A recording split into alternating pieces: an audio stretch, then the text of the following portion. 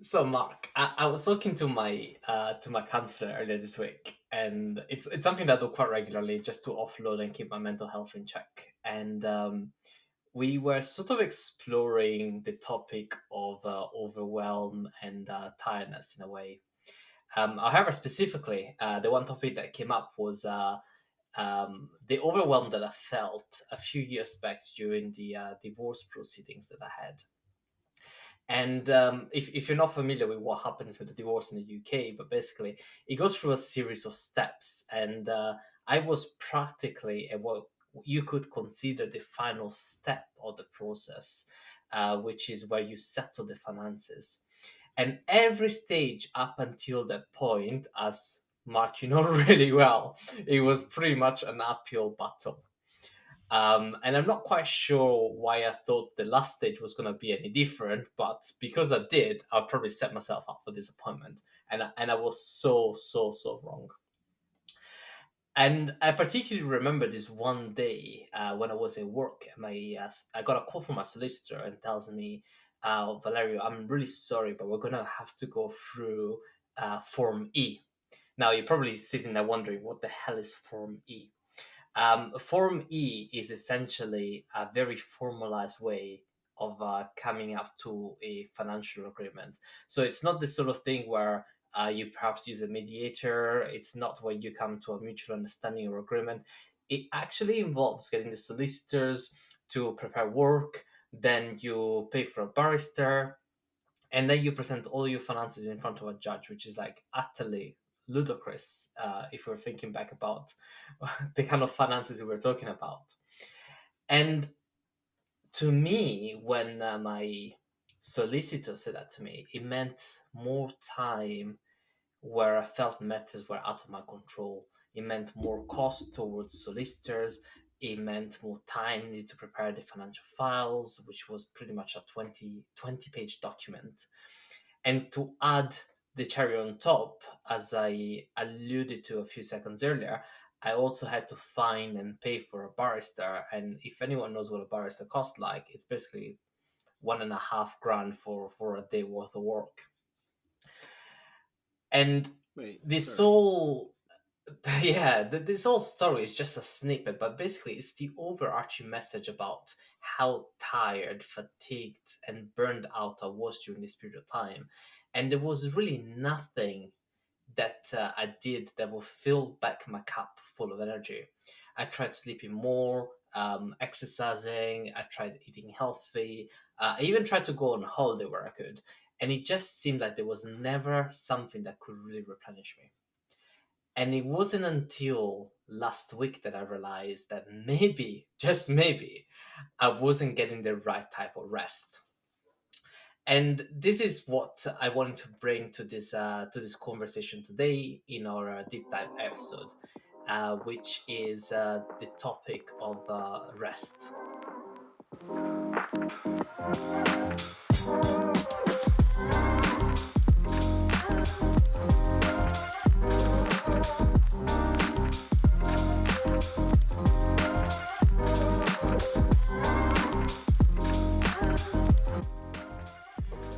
Good morning, good afternoon, good evening, wherever you're listening from, and welcome to a new episode of the Needle Mover podcast, a podcast that brings you the lessons, concepts, and books we wish we'd known earlier in our life. As always, here with you, Valerio Tommaso, and my co host, Mark Jasons. Hello, Mark.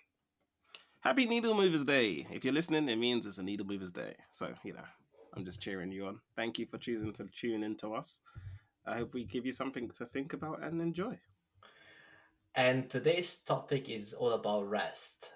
There is some really concerning statistics out there that I've managed to collect before the episode, which are all around the topic of feeling burnout, exhaustion, and depression.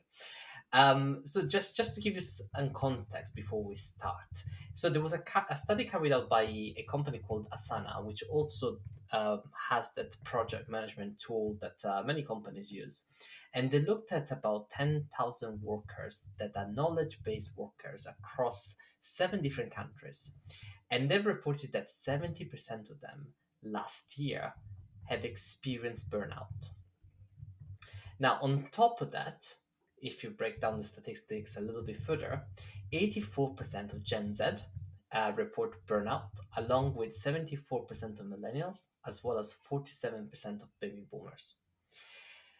Just to add a little bit more to the set statistics, there is also, just as a confirmation study, there's also McKinsey research that has shown that 25% of Gen Z, 13% of millennials, and 13% of Gen X, they're feeling emotionally distressed with low levels of well-being. So clearly, burnout is a problem, and it's caused by a number of different things.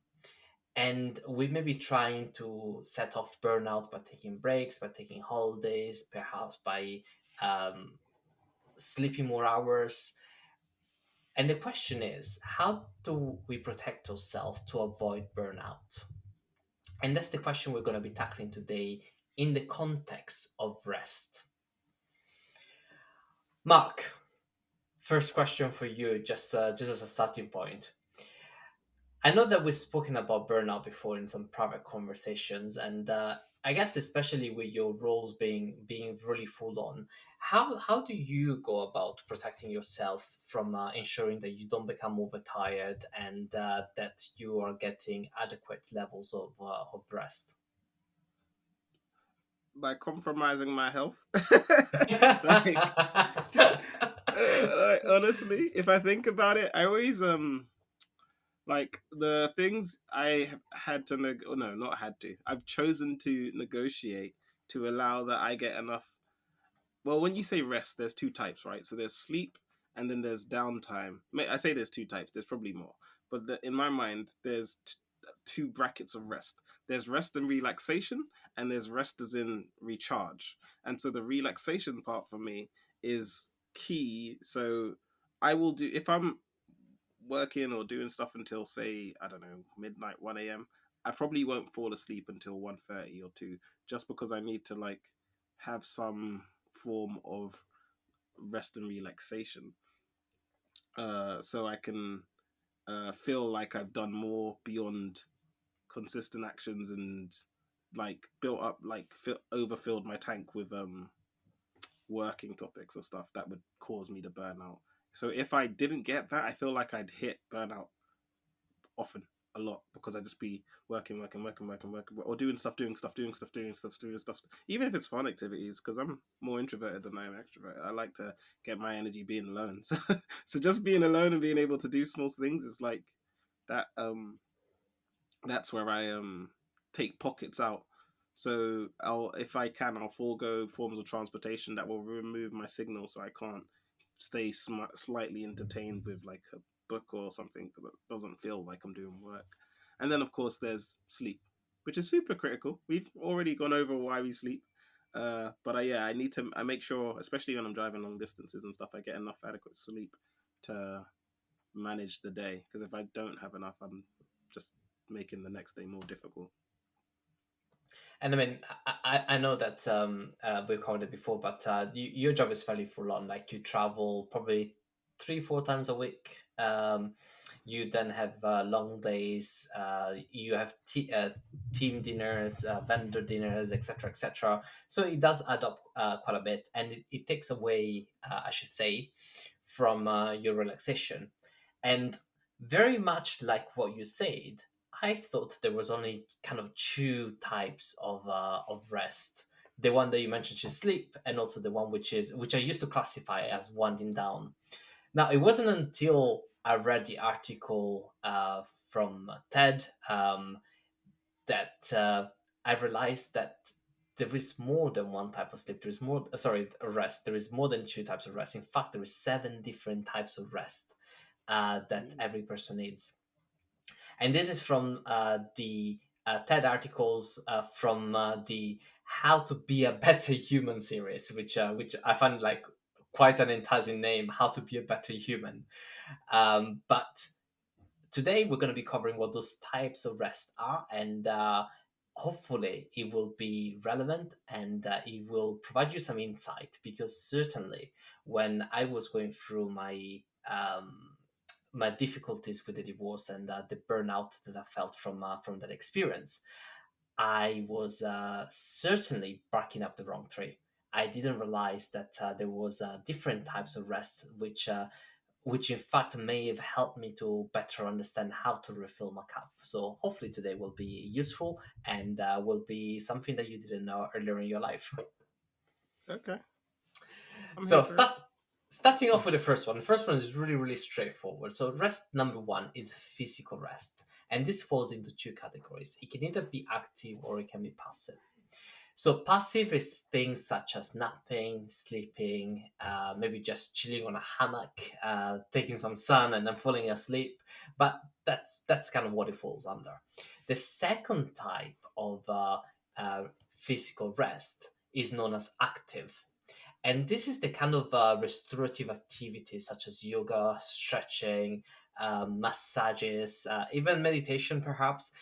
Those are the, let's call it the active things that you can do in order to restore your mind and your body.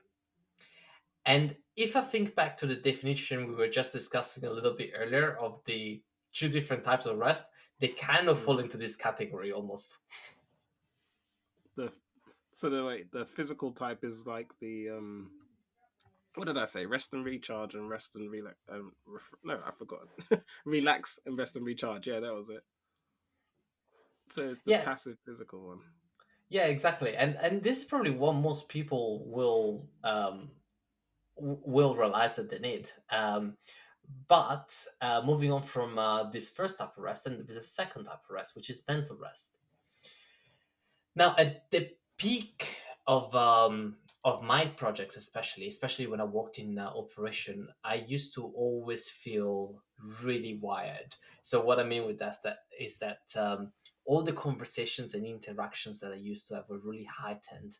My coffee consumption would go out the roof, 3, 4, 5 cups a day of coffee a day, and I would certainly go to sleep at night and wake up in the morning, and I remember that my last thoughts before I went to sleep were about tasks, conversations I had with people, even argument. And when I woke up in the morning, the first thought I had was, "Oh, what's my first meeting? What's the first thing I need to get ready for? What's the first thing that I need to do?" It's almost as if my brain never switched off. I don't know if Mark, if this happens to you as well with in your current role and in previous roles. Funny enough, my brain doesn't, but it's not about work. Like, look, I think because I've done this thing where I make sure differentiate my bed, like before I go sleep, I do something that's non-work related.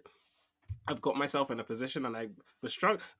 Talking about rest is hilarious. This is still on topic, I think, but I'd been watching too many YouTube videos, of course, and then I tried to fall asleep, and so my brain, instead of letting me rest, was on 10 just for playing YouTube videos.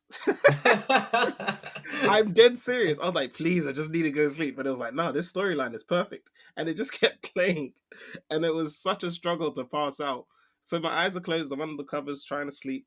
But my brain is just non-stop. So and it's funny because typically, if you're studying, if you're doing anything, the good uh thing to do is to take a moment away and just like even wasn't it I think it was Einstein who when he was falling asleep he had keys in his hands, and so he'd think on a project, he'd have keys in his hands, and so he'd drop it while when he passed out, and then that's when he'd work on something, like because he'd be in that immediate space, the perfect state to like retain information or something to flow.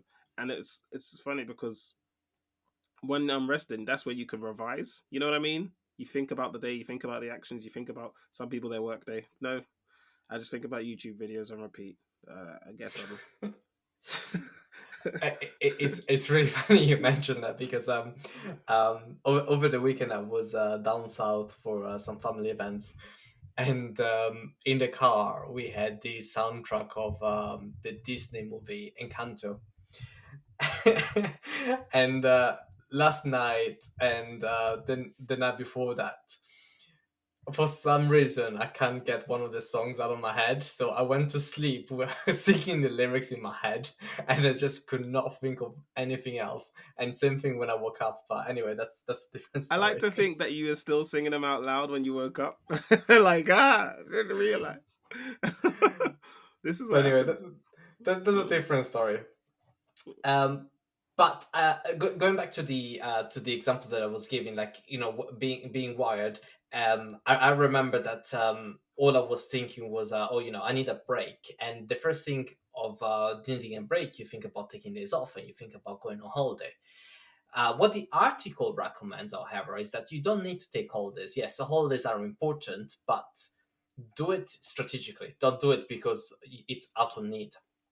And the article recommends taking breaks during your workday. So every 2 hours, for example, you can just put a reminder to take 5 to 10 minutes. And the purpose of this is to remind you to slow down a little bit. And we spoke about this in the past. I think we've spoken about when we have that time in between meetings or that time in between calls, that instead of answering an email, perhaps we could take that 5 to 10 minutes to go for a walk or to close your eyes to do a little bit of meditation, breathing exercises. And this is something that the article recommends as well, because if you make use of that break every couple of hours or so, then you're in a better headspace to continue working. And the second thing which is recommended, and perhaps me and you should be using it since we can't get YouTube clips out of our head and can't take songs from Disney out of our head, is to have paper and pen right next to your bed. And the idea is that if there is something that really sits on your mind and is preventing you from sleep, whether that's worries about tasks or conversations or argument, you can use that pen and paper to write down what's on your mind. And the idea is to try and transfer away onto a piece of paper, essentially, your thoughts, so that you are less likely to be thinking about them before you go to sleep.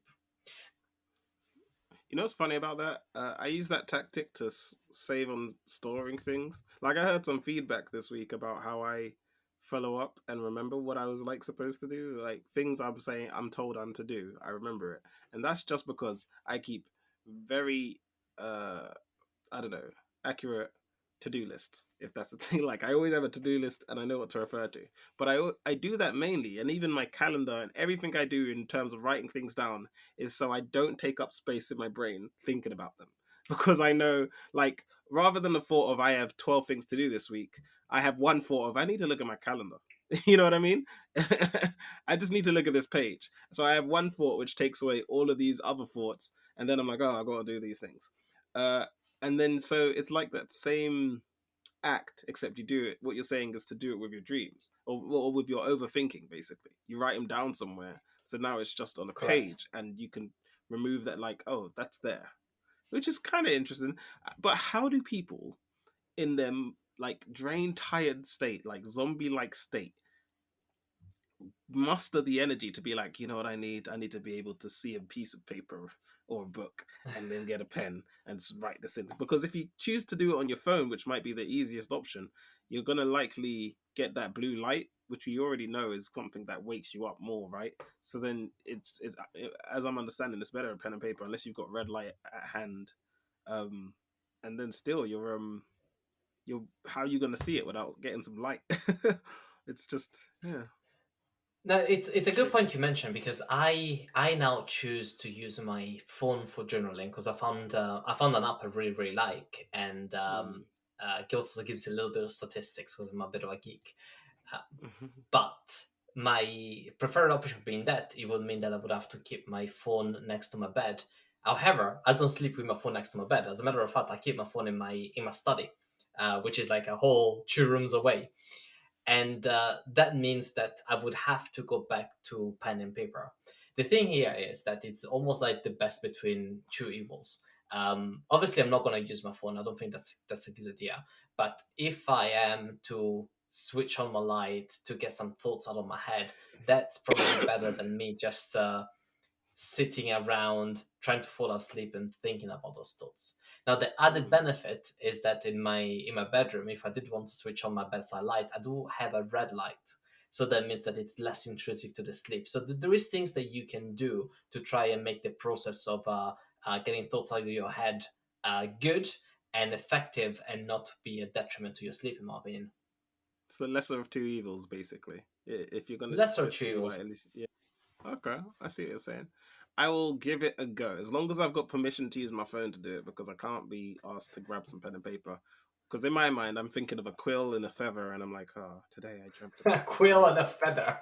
I What are swear to you God. in the Renaissance? Yeah, who knows who I wake up as when I'm sleeping like that, man? It's a different personality. But you rightly so mentioned the using the screen being a detriment. Now I'm going to ask you, when is the last time that you were at work or you had a day where you didn't have to use a laptop, you didn't have to look at the screen, or you didn't have your phone on you for the whole day? Oh, that's an easy one. When I was in the retreat I went on, that was back in like June. And that will be when I go on holiday to Nigeria, 100%. I'm going to throw my phone in the bush. And also, But my circumstance requires I have a phone at me most times. but it's really rare, isn't it? So Yeah, super unless you rare. plan for it, where you do a retreat, or unless you go to Nigeria where you decide to throw your phone in a bush, whatever, In the it's a bush? really rare. It's a really rare occurrence, and it's the same thing for me as well. And this brings us on to the third type of rest, which is sensory rest. Mm. Now, I always deal with some sort of a device. I mean, I'm recording right now and I've got my phone in front of me, I've got my two screens, and I have got the laptop. You probably have quite a similar setup as well. No, I was just taking off everything you said. I was like, yep, yep, yep. What do you mean about screens? Yeah, I see so many screens. Black Mirror. Watch, it's a good program. Oh, Oh yeah, and probably in your case, probably an iWatch as well on your wrist. But oh the yeah, point my wrist. being, the point being is that the bright light, the computer, and even the background noise that comes from an office, it places people in a feeling of being overwhelmed, especially when you have an open office environment where um, colleagues may be having a conversation across from your desk, or where you have to travel either by train or by taxi, and you got the noise from the road. The thing is that there is so much input coming into our senses, whether that's through vibration, whether that's through hearing, whether that's through visuals, and there is just so much happening. Like, our senses are always being stimulated, and to some extent, for those of us that have got the luxury of working from home, we we do have the luxury of experiencing some peace and quiet for some of those senses. Now, Yeah, yeah, go on. I wanted to say, it's kind of similar to this, but it's when you sleep. Do you sleep in pitch black, utter silence, or do you have like any form of lights and like some background noise, be it roads, cars, I don't know, the street, anything going on? Which one do you tend to go with? So I'm not pitch black because my curtains are not that good, but I'm Mm. I'm as dark in the room as possibly can. Yeah, yeah. And it is really quiet. So, when I was growing up, I've gone through different stages. And when I was really young in like high school, I used to listen to the radio to go to sleep.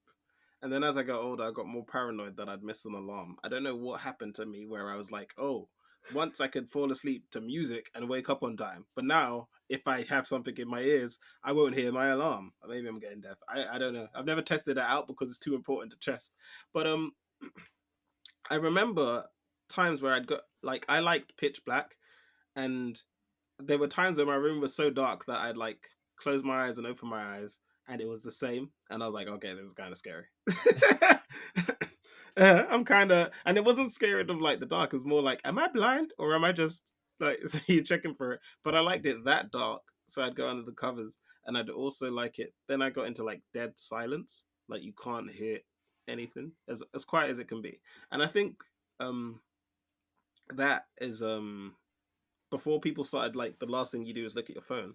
Before that was like so standard. For me, that was like that gap between wake and night where I fully deprived all my senses of anything besides, you know, nothing. So I didn't have any visuals, couldn't hear anything.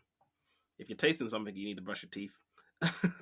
But it's really just a matter of taking it all away. And what that sounds like is whereas I did it as a small, let's say, ritual before going to sleep, the act of rest here is to take it and utilize it during the day.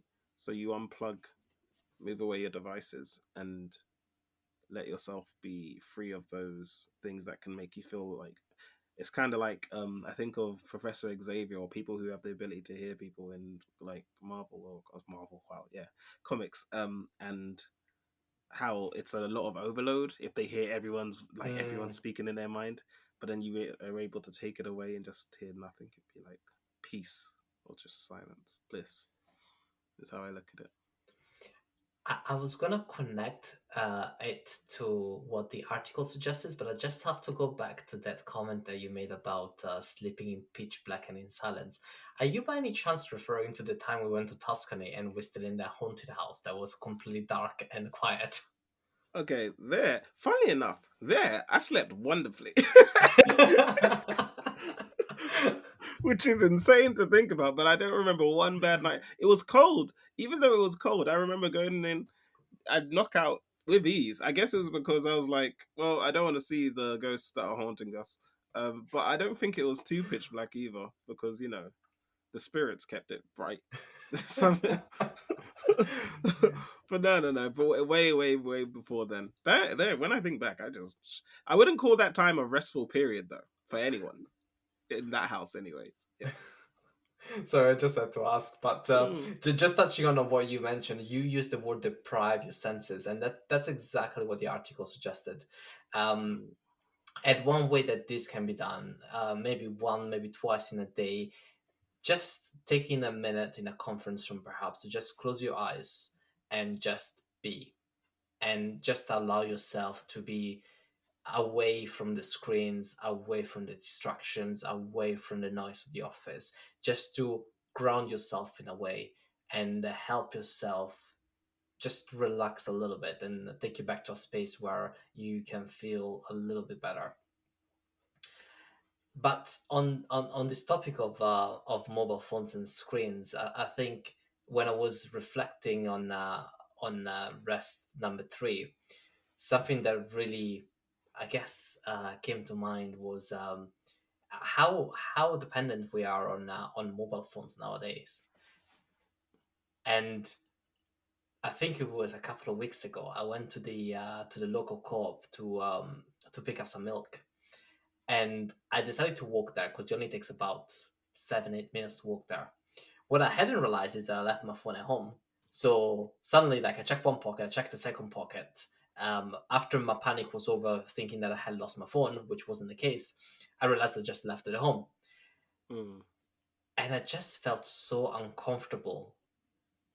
I don't know if this ever happened to you, but it just the feeling of not being able to pull something out and look at that screen, whether that was my emails, my I don't know, my Instagram or whatever, it just felt really uncomfortable, and I can't describe why.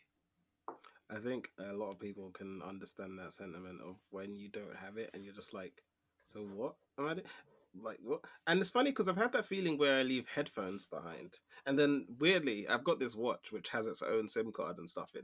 That bringing it back to the haunted house is how I managed to still send messages, and I could still listen to like podcasts and stuff based on the fact that I had a watch that had its own like SIM card. But you're right. If I was to take them both off, like I've put myself in a situation where I don't have to feel that level of uncomfort because I have two different devices that can perform similar functions, right? Um, but I have had the times where I don't have them, and I think it's the part where you don't do it deliberately. You know what I mean? So I've been worked in different countries on different industries where you have to leave your phone behind. You're not allowed to take them past a certain point. So then you don't have it, and you don't even reach for it as much because you're just like, this is not an option. But when you go out with the intention of being present or whatever, and it might just be that your phone battery's died, that's it. Suddenly it's like, yeah, what am I doing here?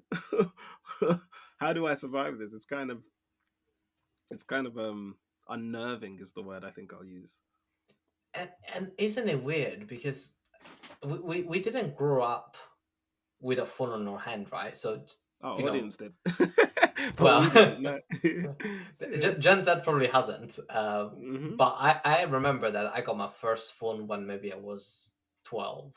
And it was a Nokia phone, right? Like the most exciting thing about the Nokia 3310 was a Fancy, snake game. still fancy. Nokia was the iPhone of its day. But there wasn't an awful lot that you can do with the phone. So unless you play Hmm. Snake or unless you try to create some sort of It didn't personalized matter as ringtone, much, yeah. there was an awful lot. But to think that now, if I leave my phone behind, I feel weird and I can't just seem to be able to be in the moment and maybe like listen to the birds chirping as I walk down the street. Yes, I live in the suburbs. Um, it's just like a really weird sensation. Firstly, I just want to say that the suburbs aren't the only ones with the birds chirp. They're like, oh, I'm gonna hold my tone here. Where are we? The ghetto? Then it goes to the suburbs and starts singing out. But no, I get what you're saying. I think it's one thing though, and it's a slight tangent on it that was in my mind as you was mentioning the first three, which I know you're gonna do a recap at the end, but I just want to think it's the physical rest, mental rest, and like sensory rest. Um, the one thing that, and I think you alluded to it at the start, after giving your example, um, that people might think is I don't have time to rest, right? I don't have the time to do this because one, I need to be on my phone. Two, I live in a world where I need to, I don't have time to do yoga or do anything to give myself that mental space, and I hate doing those activities. And free, like I don't have time to, you know what I mean? You take the time constraints, and it reminded me of which ties in when I was younger, as doing my A levels, or which is like the college degree in the UK, and even in the beginning of my my university studies, I remember how doing what we quote unquote called 24s and all nighters were just The perceived to be a smart. You know what I mean? You know what I'm getting to? That, oh yeah, I badge of stayed up honor. and yeah, it's a badge of honor. You stayed up and you just revised and revised and revised, and I got my highest grades when I went to bed. I got my highest when fast forward to my master's year, where I now know stuff, and it weirdly comes into this. I've got this routine where I make sure I rest enough, and I make sure I exercise, and then I make sure I take time, and then I study with a higher quality of studying, and I retain more. And I'm now, me and Valerio met that year, and we were making up anagrams like crazy. And we practically taught our year about business and that, which is funny.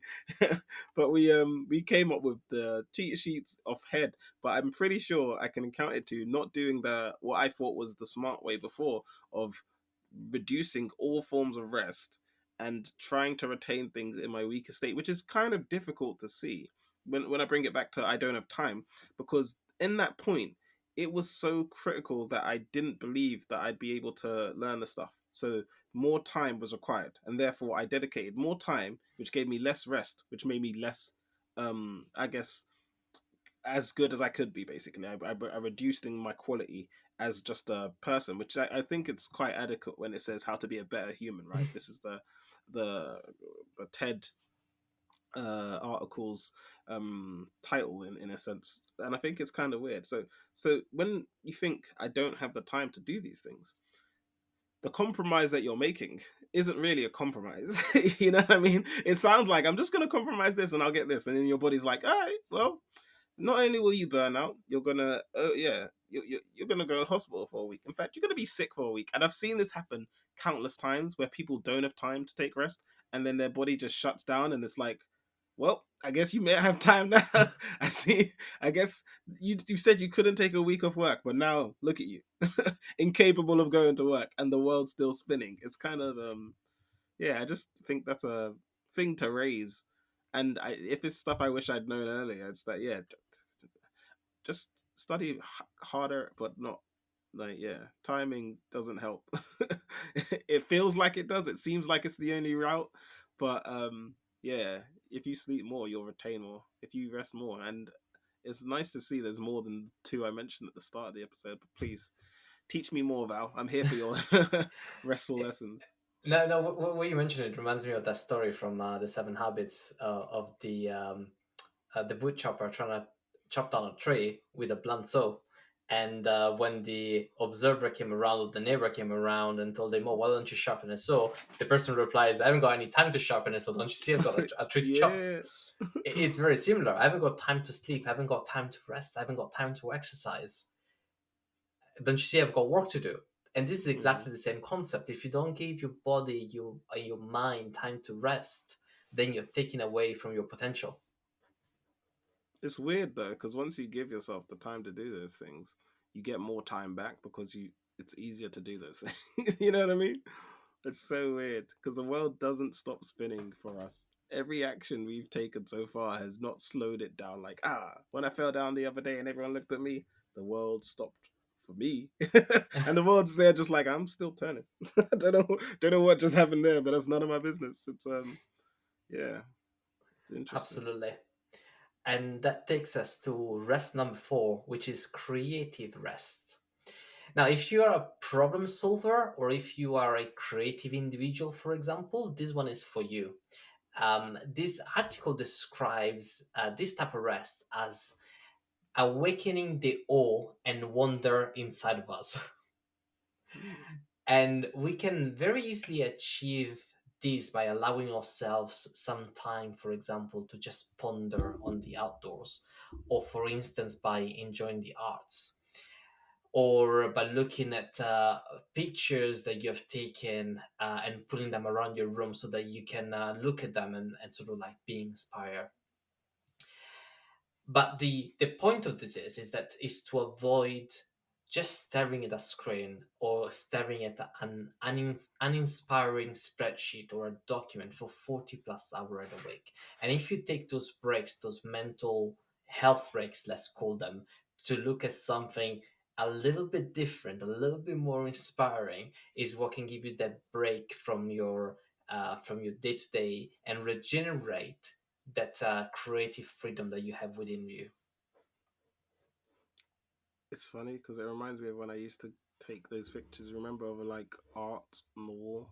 So I went on I think the first time I went to Ibiza, a boy. I probably said that butchered the name, but still, boys' holiday, and just there to party, whatever. And I just see epic graffiti, and I don't even know to call it graffiti because it's just art. It's just art, and I don't mean not that taken away from people who just tag walls. That's their representation, but it was like epic depictions of stuff. And if you Google it, you just find out it's a place to go and see this. But I was just taking pictures and just taking it in. And it's like, and then I'd post those. And I made a series. To this day, one of my friends of like, how many years now? Who knows? 20? Um, not 20, close. But they send me pictures of like cool art graffiti now. And I didn't realize it was rest, but it was. Like I'd see it, I'd appreciate it, I'd post it, but I'd only post it because I wanted to see it later. You know what I mean? I was like, that was nice. That was, you really, and that's when I think of people putting posters up on their wall. And then it's funny, I was thinking about this the other day. When you're younger, you put posters on your wall, and then you get older, you put pictures in frames, which is just fancy posters. Like, it's like, oh, I love that one. And that's why even now, if I bought a poster, I'd put it in a frame and be like, it's not a poster, it's an art piece. But it's like, yeah, it's the same thing. You appreciate the vision, you appreciate the view. It like it gives you a minor break just by appreciating the art. And I guess I didn't consider it rest. I just thought of it as like something nice. You know what I mean? You reframe it because you don't have the words to explain it. No, I agree with you.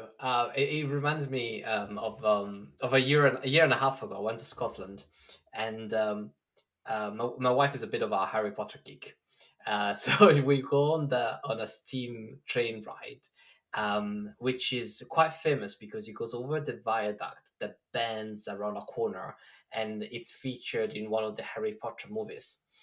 Now it's several meters up in the air, and once you go on this bend, if you're at the front of the train, you can practically see the back of the train, which is really really cool. But this is kind of not the point of the movie of the story. Point of the story being is that this place is really close to a lake, and when we went to visit, we also took some time out to go to this lake, have an ice cream, and just relax. But we didn't know that lake was there in the first place. So we go there, and it's really pretty. It's really calm, and it was really still. So the sun rays were like shimmering on the water. The waves were crashing in onto the shore. There was only myself and my wife, and I just sat in that moment, and I was just looking at the waves crashing. We were not talking to each other, just observing and taking in the moment. Then, of course, I've taken out my camera and took a video of it to put it on Instagram. That's a different story. How to disrupt it. Oh, Oh, oh, that kind of it doesn't link, but it does something I want to call out, and it was maybe this is down to this creative rest, maybe not. So I go to concerts, and I've been to a number this year, and the majority of the ones I've been to in like actual concert play venues where they do like I don't know whatever type of genre they'll do it there, theater whatever. And what I'd see there are people holding up their phones, right, non-stop, back to back. Maybe they'll put it down for a bit. They'll enjoy however they choose to enjoy is up to them. But that was consistent. Then I go to a crowd-funded, so it's the people who have paid to make sure this thing is sustained, classical concert, and there I don't see anyone with their phone out to the point that it's now awkward if anyone would bring it out because everyone's just there enjoying and appreciating it. Which is funny because now I have no no documentation of what like the event I went to, but it was amazing because one, it was a great concert, but it was like everyone was present there. They came for classical music, they heard it, they enjoyed it, they were in it, and it might have provided that rest. I don't know, and it's I guess this one's more to me about presence. Here is for the future. You know what I mean? Here is I want to be here later. And so when you're saying that you went there, you enjoyed it in the present, and then you wanted it for the future, right? And I did that too. When I saw the graffiti, I didn't just look at it. I was like, no, I took a picture and I posted it somewhere. But when it was like in, and there's not the, that's just the most recent time, but there are a number of times I've been in places that have provided me such an outlet or such a sigh, like, that I don't even consider disrupting that environment with you know what I mean, a phone, a photo, or whatever would just take me out of that space, because at that time, that rest, that pocket of peace is so, like, I don't know, important, so bliss. Doing that would just destroy something that's really cool. You know what I mean? It's like me getting a nephew, a sibling, a child, and then trying to take a selfie with it. Unless that's my personality, in that moment when you first see it and you're in, is a whole different version of you. You know what I mean? So it's just yeah, it was something interesting to me. I wonder how it yeah, how it impacts you when you're in the midst of rest, when you remove, I guess, sensory deprivation. Does it help amplify it or allow it to be as true as it really is? from what you just said, I find it really funny when people go to events such as a concert, and they pay really good money to go to a concert, right? And then they're there recording the concert. But the part that really does my head in is they're looking at the screen. So they're live. They're paying money Yeah, there to be live, and then they're looking at the concert on screen. And I'm like, what are you doing? Like, you could have been in home, worse and the screen quality. would have been bigger.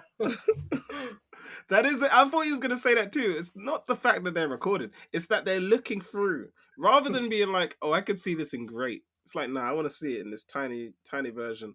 But when you're saying that, and when I was even saying that, I realized this as well, though. People go to concerts who aren't tall. and they're standing where I'm standing, and I'm not tall, but I'm tall enough, and I'm like, you didn't come here to see the artist. You know what I mean? Because they can't see them unless they're gonna get put on someone's shoulders. So yeah, people come for whatever reason is for them. They come for their break. I'm not here to judge it. I'm just here to observe and say, interessant, indeed. Maybe they go for the vibe, but that takes us onto the fifth kind of rest, which is emotional rest. So this really depends on the kind of person you are. So if you're someone who's really reliable, the kind of person that people will go for favor and advice, you may find yourself emotionally drained at times. And emotional rest essentially means giving yourself time and space to freely express your feelings and ignore requests and people pleasing as much as possible. This is probably where the expression the straws on the camel's back came from to some extent, because the more you ask out of a person, the more straws you add on their back. And if the person doesn't have the opportunity to take that emotional rest and remove some of the straws from their back, then you will get what's called the final straw that will probably cause the person to tip over. I don't trust those people.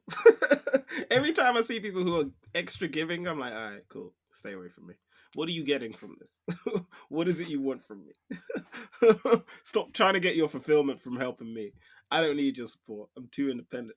But it's also that's a great shout that it's the straw on the camel's back, the straw that broke the camel's back. I have you noticed with some of them, and I can't generalize to I can. I won't generalize to all of them, but I know for some of them, it's like the where is their outlet? You know what I mean? They are the outlet. So then where is their outlet?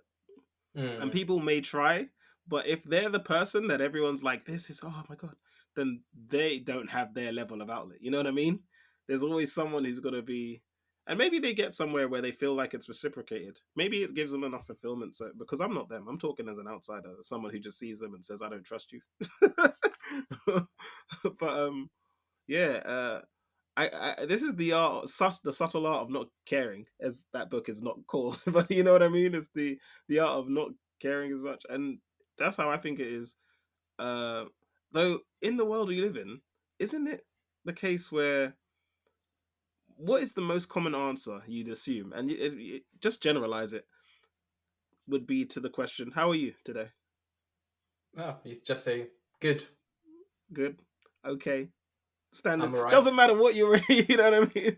I've had conversations where people will tell me about the worst day, and I'll be like, "But I asked you how you doing, and you said I'm cool, but then you broke down, and now we're in the hospital. Like, what's going on?" It's like, hey, man, because you have to. People don't want to hear your problems, but also sometimes it's just, yeah, where's your outlet? Who is your outlet? I And don't know. something that you need to be quite aware of as well, because if you are that kind of person, like the reliable type, and everyone comes to you, be aware that that emotional rest is so important, because otherwise you're just gonna find yourself to the point where you feel burnout, where you feel that you can't deal with things anymore. So it's extra important to be aware. But this emotional rest, I find it quite closely linked with the next one, which is rest number six, which is social rest. And we spoke about this before in the context of being an introvert and in the context of being an extrovert. So the example I like to use is that when you have an interaction with someone that adds energy to your life, you have a cup of water and they fill up that cup of water with a little bit of water, or in the case of what we're talking about, with a little bit of energy. But then when you're talking to someone that removes energy away from you, so like the soul sucking people, let's call them, they take the water away from you. So you pour away some of the water. In other words, you pour away some of the energy. And understanding the difference between the relationships that revive us and the relationship that exhaust us is really important, because you will know going into a conversation or going into an event, you can estimate whether you will be coming out with less energy or whether you will be coming out with more energy. And it's important to know the difference, because the experience to experience social rest simply means surrounding yourself with those people that add back into your cup. So if you know the difference between the two, and if you know who those people are, then you know how to surround yourself and how to replenish your energies.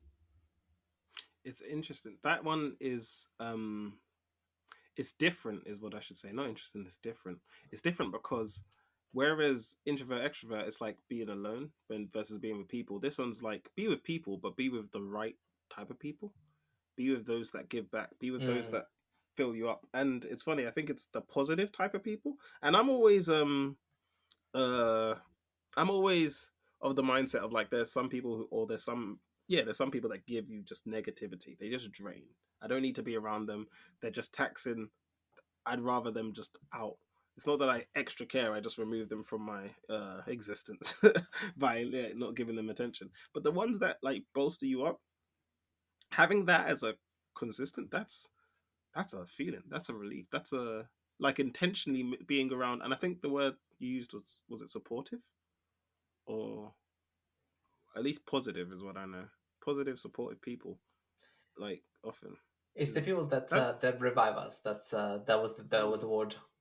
that revive you. It is kind of funny though, because I don't think it's like, celebrities who have fans, unless that is what happens. Like, oh wait, I'm having a bad day. People go out that don't know you and they're like, "Woo, you're amazing." You're like, "Cool. What's my last name?" Huh?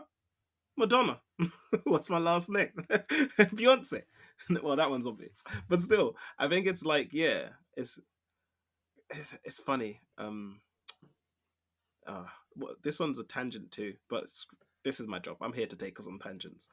There's people who you expect to say that. So you expect your loved one to say nice things. You expect your well, depending on if it's your siblings or your parents, you expect your parents to say nice things. It's the ones you don't, the ones that don't have to but still do. That you're like, oh, that's nice. That's refreshing for me anyway.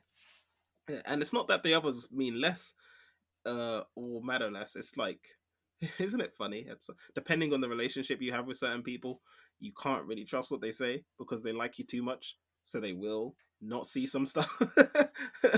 Like, am I a terrible person? No, no, you're fine, you're fine. Well, why am I holding a knife covered in blood? Because you make mistakes. Like, okay, you're a bad friend. But yeah, the ones who are like, no, no, no, you're actually really, yeah, and that's what I think I've talked about this, where it's nice to hear things from strangers sometimes. The ones who meet you get an impression and be like, you're a cool person. And it's like, oh, I might just be. I've heard it a lot, but I didn't believe any of them. But I think just to clarify, so it's not just the people that talk positively or talk negatively. So here, like we're talking about interactions as a whole. So it's Mm, when, for example, you spend time with a group of friends and you come out of it and you feel like you are really lit up, like you feel like you're in a better mood, you feel like you are energy, you're looking forward to the next time where you're gonna see them, and then you've spent time with another group of friends, for example, and you wish you had never gone out. You feel like you're hmm completely depleted, and all you want to do is just crawl in bed and not come out until the next day. That's it's funny because the one where the first group where you're really lit up, it's good when even if you didn't feel like, oh, now I just want to stay here forever, you're like, I gotta go home, I'm fine with that, but you still feel even happy doing that, like, wow, that was great, you know what I mean? Because there's the ones where you could think, oh no, if I don't feel like I want to stay here longer, no, you might just be like, my cup is full, I'm happy to go home, and I had a wonderful experience, and I'm happy I went with these people. And I've had that recently too, just going to certain things, which is, yeah, okay, no, no, no, thanks for elaborating or clarifying. Interesting. So, who to remove from my Anytime. friendship group? Valeria. First Mario person, Mara. remove Valerio. All this negative. But that leaves us with the final type of rest, number 7, which is spiritual rest. So that's the ability to connect beyond the physical and the mental. So what we mean here is to feel a deeper sense of belonging, deeper sense of love, deeper sense of acceptance and a deeper sense of purpose. And sometimes this is hard. And the reason why I say it's hard is because due to the traumas that we had in life, perhaps the traumas that we had in childhood, because of how we've been left with a mental space, sometimes we do not accept ourselves or we do not love ourselves. But if we're able to connect beyond the physical and mental, we could place ourselves in a better way to be more energized, to be more rested. And the advice that the article leaves here is to engage in something which is greater than yourself. So that's whether that's prayer for you, whether that's meditation, or whether that's community work and giving back to your local charities or whatever that might be. That in turn can provide you with what's classified as a spiritual rest. So I didn't quite understand this one while you were saying it, but then what comes to mind is, again, I bring it back to celebrities and fans. Do fans not feel like a belonging? Like they become part of that group, that culture, that club. So for Taylor Swift, there's the Swifties, there's the Beehive for Beyonce. There's, you know what I mean? But then they've become something bigger than themselves, and that even goes with cancel culture, right? The people who are trying to cancel everyone, they feel like they're part of this movement, which is where politicians thrive because they make it. So maybe I'm thinking of the detrimental things or just the generic ones. Because I think in terms of rest, no. Because even still, this is why I don't understand it. Is that a form of rest? Is my question. Do you have the answers? Are you swayed? Do you have the answers to this, or is it? Does it have to be? So Yeah, go ahead. so here we're talking about a type of activity that you can carry out to be connected or to carry out actions which are beyond your own self or self. So the reason why charity or community work is mentioned is because when you go do charity, it's being done for a purpose. It's been done, for example, for to remove hunger or to help out at distributing food, or for instance it could be because you are picking up litter and helping out your local community. So it's essentially doing work which helps to do something which is beyond you, which is beyond your actions, beyond your personal objective, so that you can connect with something bigger. So that's why also another suggestion was prayer, because when you if you're spiritual and if you believe in God, for instance, prayer is something that could connect you to something which is beyond your physical and your mental. So that's what a spiritual rest is. Okay, I do think politicians can use it against us, but I do think it. I understand it much better now. Where it's yeah, it kind of funny. Wasn't our last episode the life you could save? But yeah, using the that, like, your morals, your values, and then filling up that cup, because everything we've said beforehand doesn't touch into maybe what you on a bigger scale believe in, and so getting that rest by joining in that community, being in that club, like subscribing to the needle movers and following them, because that's part of your spiritual rest. But no, it's interesting. I haven't. Yeah, I guess because yeah, when I led charity movements, and I wonder about actually for yourself when you was in St. John's ambulance, do you think you got this type of rest at all, or maybe not just that? 100% I did actually. I Really? know that I did. Yeah, I know that I did. Mm. It is the kind of activity that you do, and it will then allow you to feel recharged and Mm. feel better afterwards. It's part of the reason why I think this also came up in why has no one ever told me this before, or perhaps even the Jess Shetty book. But there was a couple of book we covered that talked about getting in touch with local causes and doing work for them.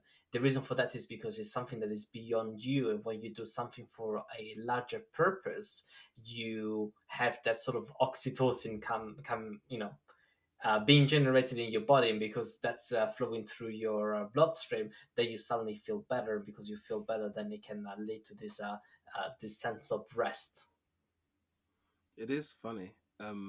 That I keep saying it's funny. I should do a drinking game for every time I say that.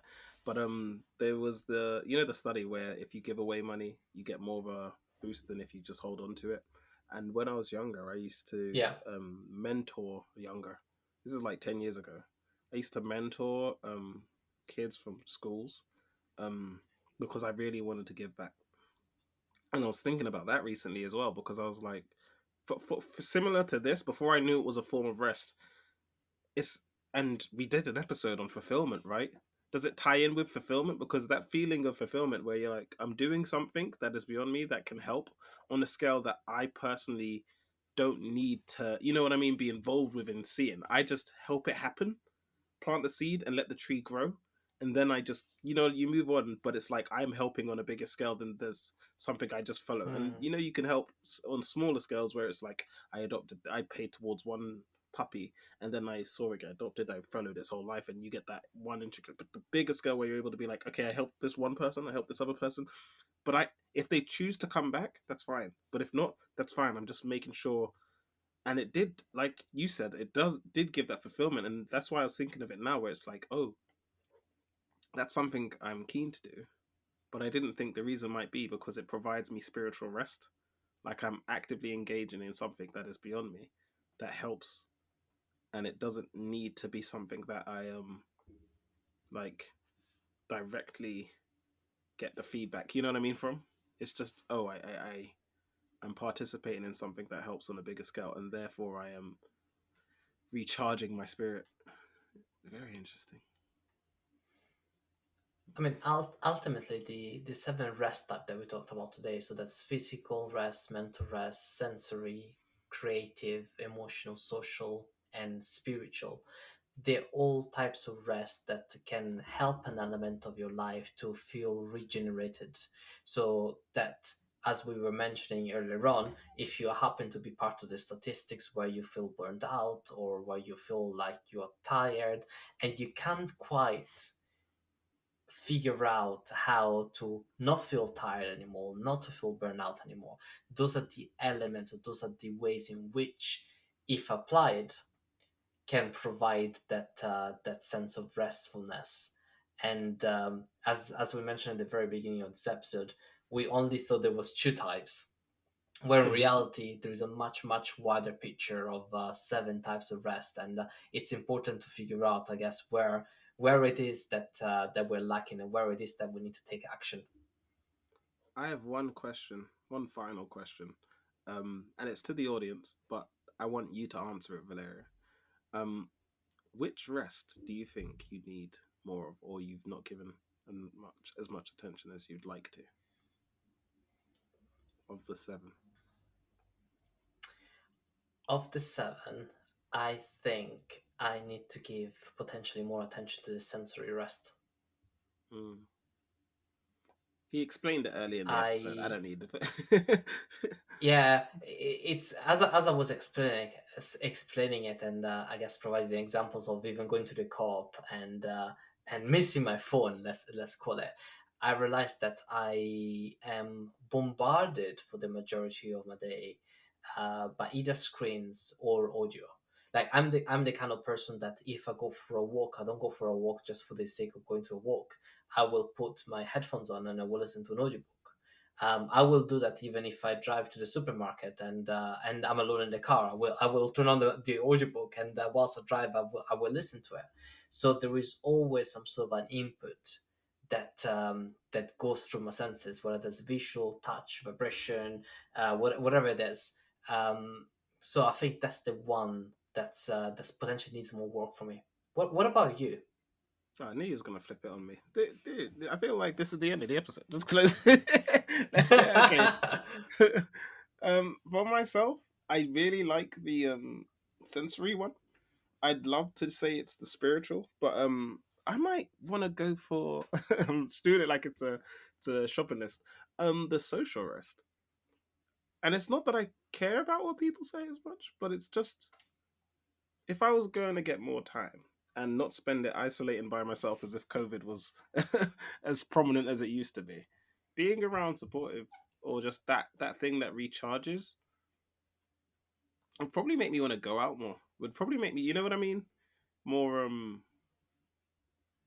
attuned to it. More, yeah. I no. You know what? I just love to see how it would be, if that makes sense. Uh, just yeah. I'd rather both because I don't think I've given paid that any mind. The others, in some form or fashion, I have a story about doing. Right, that one I think I had the most questions. It's a social rest.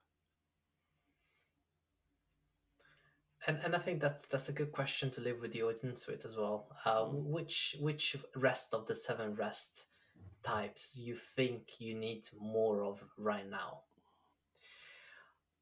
And whilst answering this question, we just want to take time to thank you for listening to our episode. We hope you enjoyed it. And as always, if you have a suggestion for either a book or a topic, we would be more than happy to listen to it, as we always listen and read any reviews or questions that you send through.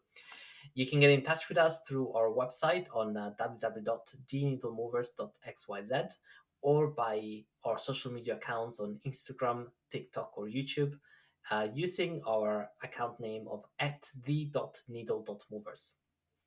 If you liked our episode, as always, please subscribe and you can leave us a 5-star review. That would be much appreciated. Even if you hate it, there's one more Mm. reason to give us a 5-star review because we will read the comments, and if it's a bad comment, we'll read it.